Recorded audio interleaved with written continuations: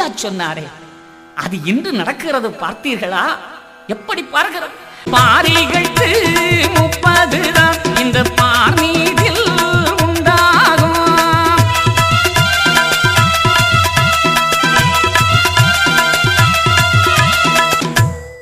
பெண் மூப்பு பெருகும், பெண்ணாட்சி நடக்கும்.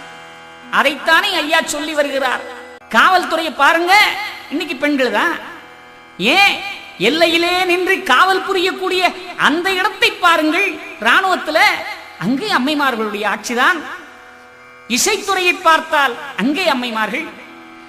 வானவெளியிலே ஆராய்ச்சி செய்து இந்த உலகமெல்லாம் பெண் உயர்வுக்கு வர முடியும் என்பதை காட்டி இன்று ஐயா இடத்தில் இருக்கின்ற அந்த பெண்ணை பாருங்கள், அதுவும் உயர்வுதான். அனைத்தும் பெண்களுடைய கையிலே.